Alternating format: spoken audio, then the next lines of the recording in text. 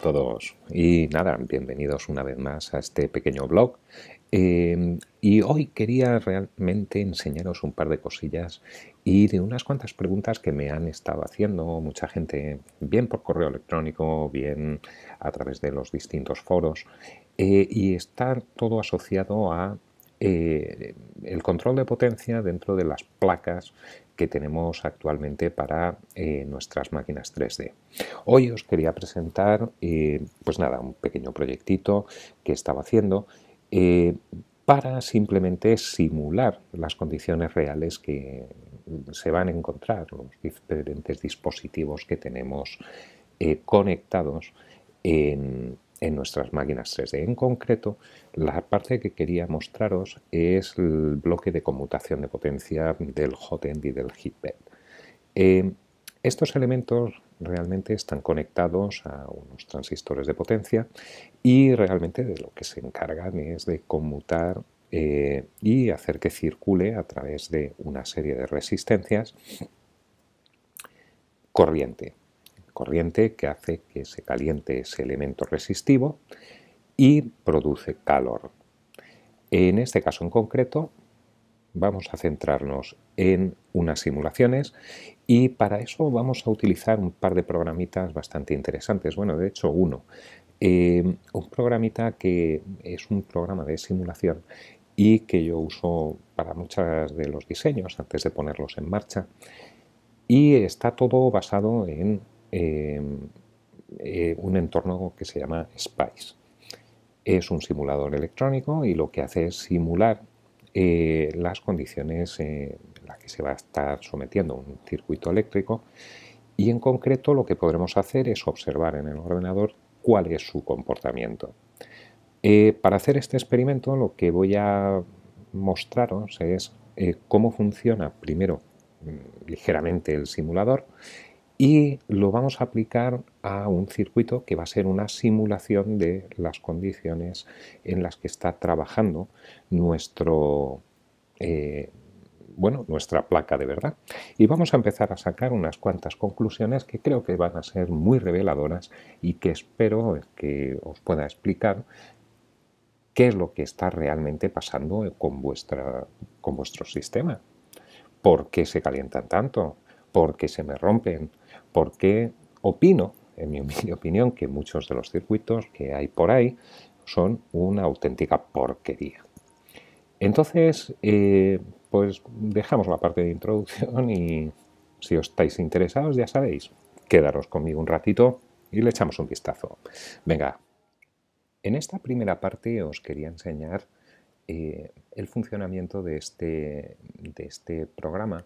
En concreto, yo me he descargado una versión de Linear Technologies de LTSpice.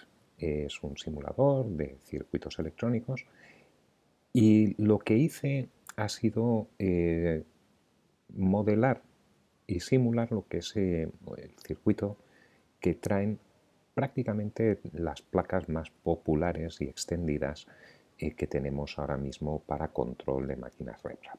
Entonces voy a abrir aquí el primer simulador y con lo que nos hemos encontrado, no es lo que os quería mostrar realmente, quería mostraros justamente este otro de aquí. Bien, esto es lo que toda placa de control del bloque del calentador y del bloque de la cama caliente contienen. Básicamente contienen un transistor, y en este caso he elegido una pieza, digamos, altita de la gama, que con una resistencia entre drenaje y fuente de 2,8 miliohmios. Tienen un cable que normalmente va a uno de los pines del microcontrolador, y yo lo he simulado con una fuente que ahora veremos qué es lo que hace, pero es básicamente una fuente que me va a ir generando un tren de pulsos y en flancos de subida, bajada, subida, bajada. Por otro lado, he modelado una resistencia de pull down para que cuando se encienda el chisme, pues conmute directamente la corriente. a través de nuestros elementos resistivos. Y finalmente luego veremos para qué es esto, esta resistencia que he puesto aquí, que además tiene un valor muy muy bajo. Por otro lado, he modelado una cama caliente. Por un lado está un extremo de un cable, donde aproximadamente este cable, aparte de tener una resistencia, tiene también una inductancia. La inductancia que vienen a tener estos cables, sobre todo los que tienen una sección o una sección 28 AWG, suele ser de aproximadamente 1 microhenrio por metro. Por otro lado, la cama caliente la he modelado a 640 nanohenrios y además podéis ver aquí que también le he puesto una resistencia de un ohmio, que es aproximadamente lo que viene a tener, más o menos lo que viene a tener cualquiera de estas camas calientes. Y por último, el otro extremo del cable de la cama caliente, conectada directamente al FET, que será el que conmute y haga que circule la corriente por esta cama caliente. Bueno, ¿y qué es lo último que tenemos? Ajá, bien, pues aquí tenemos nuestra fuente de 12 voltios y en este caso, bueno, pues es una fuente con una capacidad infinita de corriente, cosa que es falso, pero bueno, como está limitada por por la resistencia que va a tener nuestra cama caliente, aquí pues no va a haber ningún problema. De momento este es el circuito que podemos encontrar, por ejemplo, en las RAMs, el circuito que podemos encontrar en las Arduino, el circuito que podemos encontrar en la mayor parte de las placas que hay por ahí. Vamos a ver qué sucede cuando simulamos el comportamiento de esta placa. Bien, lo primero y tal vez lo más interesante a observar en esta placa es lo siguiente. Nuestra fuente de nuestro microcontrolador, que lo estoy simulando con esta fuente pulsada, lo que suele generar pues es un tren de pulsos, como podéis ver aquí. Aquí este tren de pulsos me está llevando esto a 12 voltios, que está mal, así que vamos a quitarlo y vamos a corregirlo. Esta de aquí normalmente pues son sus 5 voltios y vamos al lío. Vamos a simularlo. Aquí está la simulación y vamos a tomar aquí una medida para ver este tren de pulsos de activo, desactivo, activo, desactivo. No quiero que le prestéis atención a los tiempos estos, los he hecho cortos para que la simulación no dure mucho y podamos por lo menos sacar conclusiones, que es lo que realmente nos interesa. Bien, el otro punto interesante a medir, recordad que ahora mismo estamos tomando las medidas aquí. El otro punto interesante a medir es justamente qué le sucede a este FET. Y como podéis ver, este FET tiene aquí unos picos espectaculares. Aquí lo tenéis. Tenéis unos picos justamente en el momento que se corta la conmutación del flujo de corriente a través de nuestro elemento resistivo, irresistivo entre comillas, que es una oscilación increíble. Podéis ver aquí, en este caso en concreto, y vamos a hacer un zoom, podéis ver en este caso concreto estos picos de corriente que tenemos aquí, que son espectaculares. Aquí lo podéis ver. Llega a tener unos picos que llegan a unos 100, lo podemos medir aquí, llegan aproximadamente a unos 115 voltios. Y es justamente porque, básicamente, por el componente inductivo. Y como sabréis, o si no lo sabéis, pues básicamente a las bobinas lo que les sienta muy mal es que le corten la corriente de forma abrupta. ¿Cuándo se produce ese pico? Justamente cuando cortamos bueno, cortamos el transistor y le decimos deja de conducir, que es justamente aquí. Y este pico tiene una duración que podréis ver de aproximadamente, la parte que es relativamente peligrosa, vamos a ponerla más o menos por aquí, de aproximadamente unos 3-8 microsegundos. Algunas de los transistores que hay, bueno, tienen su especificación donde indican cuál es la tensión máxima a la que pueden llegar sin que se estropeen. Bien, normalmente suelen estar especificados entre unos 40, 50 o 60 voltios, una cosa por aquí, en este rango de aquí. Durante todo este tiempo se están provocando unos picos de tensión importantes en lo que es nuestro transistor. Bien, visto estos dos puntos, vamos a ver otra parte que puede resultar interesante en nuestra simulación, que es, bueno, pues cómo se correla esto con la corriente que circula por la propia cama. Entonces, recordad, en este extremo tenemos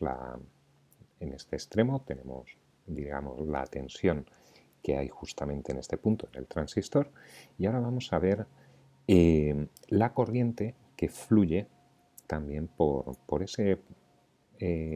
nuestra cama caliente. Vamos a añadir un plano más de simulación y vamos a medir aquí esta corriente. Bien, bueno, pues la corriente, como esperábamos, voy a hacerlo más grande para que se vea bien. Como podéis ver, nuestra corriente, pues 3/4 de lo mismo.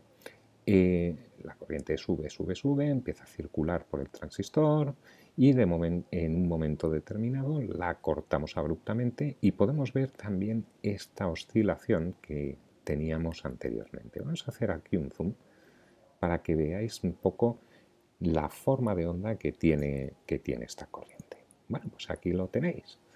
Por un lado está la tensión a la que estamos sometiendo a nuestro transistor y por otro lado tenemos esta corriente que estaba circulando por aquí, que es aproximadamente de pues entre 10-11 amperios y de repente pues cae abruptamente, en algún punto llega a ser incluso hasta negativa y rápidamente se empieza a recuperar y empieza a oscilar hasta que, bueno, al final todo ese flujo o toda esa corriente eléctrica, bueno, pues termina estabilizándose más o menos por aquí. Eso, ahora la pregunta que os haréis es, ¿y esto es bueno?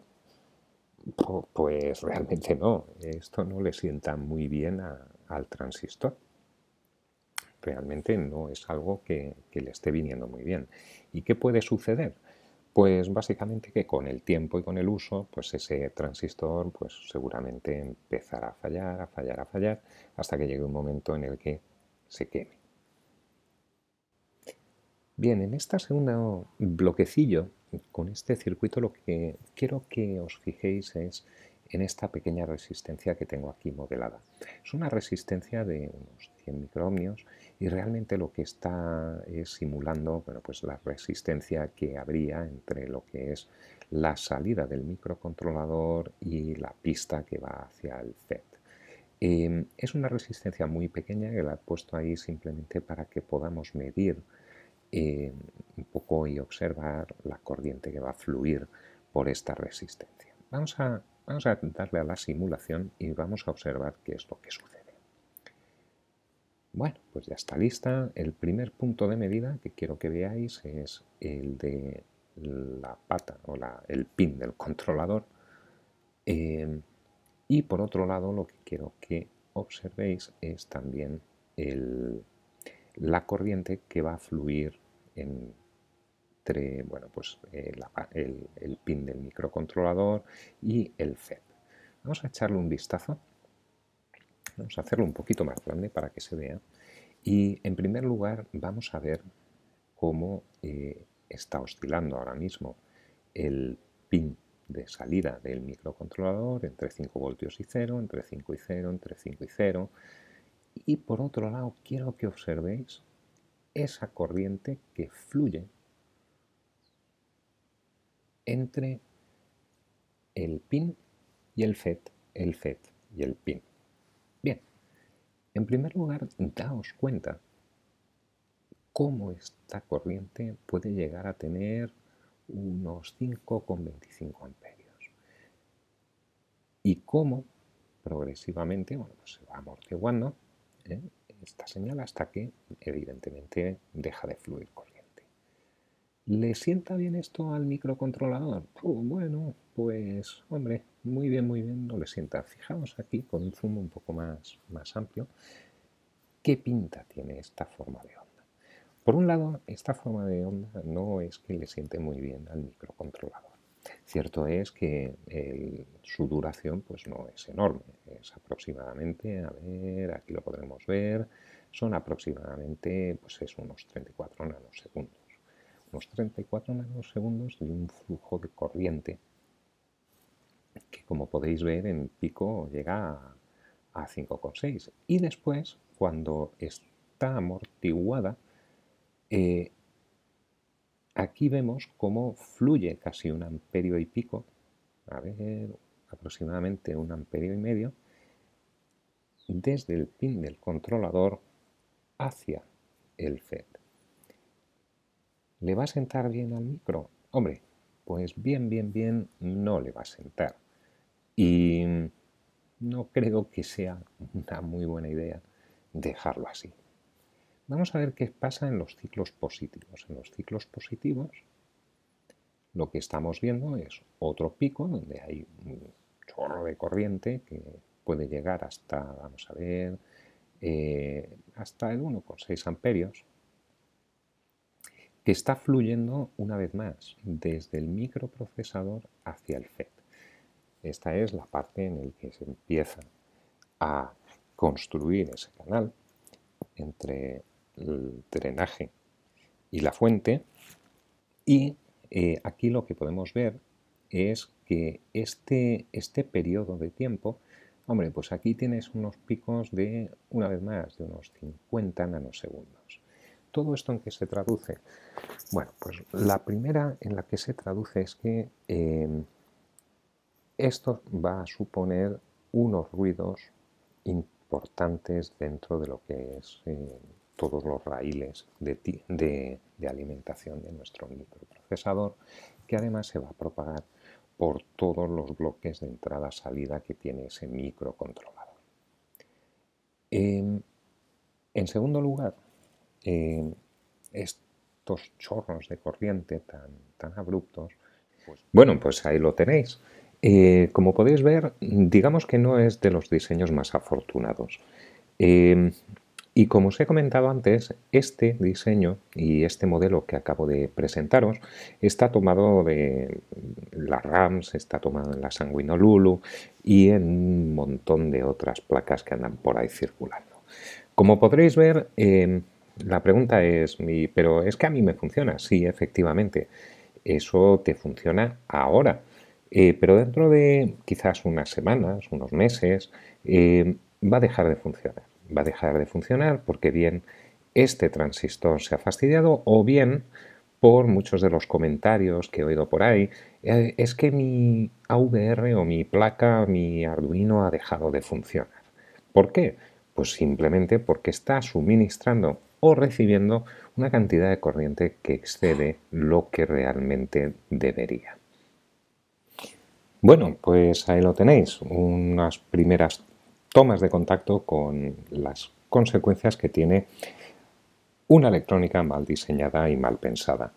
En el próximo capítulo lo que veremos será cómo podemos resolver estos problemas que tiene toda esta electrónica, y vamos a echarle un vistazo desde el punto de vista práctico. Haremos también una simulación y veremos cómo esos picos de corriente o incluso esos picos de tensión ya dejan de estar ahí. Así que si estáis interesados en cómo se resuelve esto, Quedaros conmigo y nos vemos la próxima semana. Venga, un saludo a todos y hasta luego.